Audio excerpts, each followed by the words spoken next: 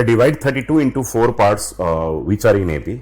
तो जब 4 पार्ट्स में हमें डिवाइड करना हो तो आप लोगों ने देखा होगा सॉल्व एग्जाम्पल में, उस केस में हमने a माइनस 3d और a माइनस डी और a प्लस डी और a प्लस 3d लिया था। ठीक है, माने यही 4 आपके एपी के सीक्वेंस बनेंगे और इनको हमने 32 में, तो यानी कि इन सब का जो सम है ना वो 32 के बराबर आ गया। तो यहाँ पर आसान हमारे लिए हो गया, 3d कट गया और माइनस डी कट गया, यानी कि 4a जो है वो 32 के बराबर आ गया, तो a जो है वो 8 के बराबर आएगा। तो a का वैल्यू तो हमने 8 निकाल लिया।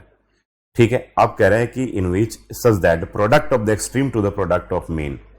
ठीक है, क्या कह रहा है कि 4 पार्ट में डिवाइड की such that product of extreme to the product of the mean. तो इसका एक्सट्रीम होने वाले ये हो गए, यानी कि a माइनस 3d और a प्लस 3d एक एक्सट्रीम वाले हो गए, to the product of the mean यानी कि बीच वाले हो गए a माइनस डी और a प्लस डी जो है ना वो 7/15 के बराबर है, ये कह रहा है।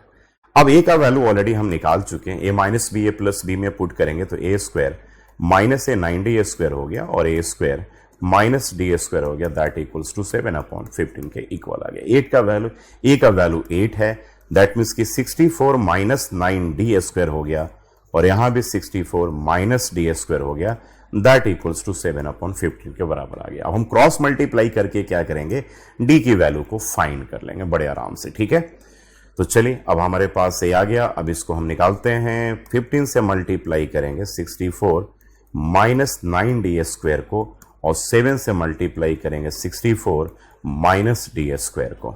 ठीक है, अब 64 को अगर आप 15 से मल्टीप्लाई करोगे, 64 मल्टीप्लाई 15 करोगे तो 4 5 जा 20 कैरी 2। ठीक है, 4 5 जा 20 कैरी 2 और उसके बाद ये आ गया 30 और 4 34 और 2 36 6 कैरी 3 और 6 और 3 क्या हो गया, ये 9 हो गया, 6 and 3 9 हो गया, 960 हो जाएगा, ये 960 हो गया।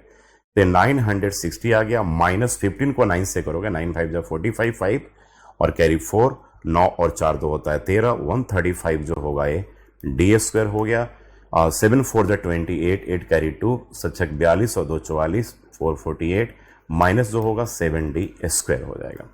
अब यहाँ पे देखिए माइनस 135 डी स्क्वायर आ रहा और प्लस आपके पास 7d स्क्वायर आएगा और यहाँ पे 448 माइनस क्या कीजिएगा 960 कर दीजिएगा आप यहाँ पे। ठीक है, अब यहाँ पे माइनस 135 है और 7 है तो 30 तो नहीं होगा, 28 हो जाएगा, माइनस 128d स्क्वायर हो गया, 28 2 30 5 35 राइट।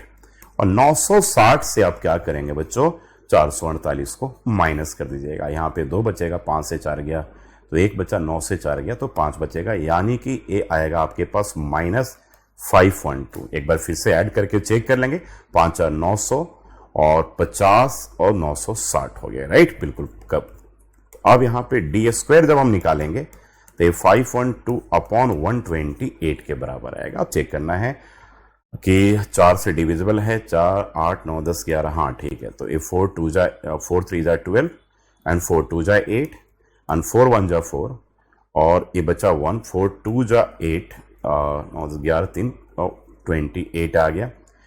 फिर यहाँ से 4 8 जा आ गया एंड 4 3 जा 12 एंड 4 2 जा, ठीक है, और ये आपके पास आ गया 4, यानी कि डी स्क्वायर जो है 4 के इक्वल आ गया।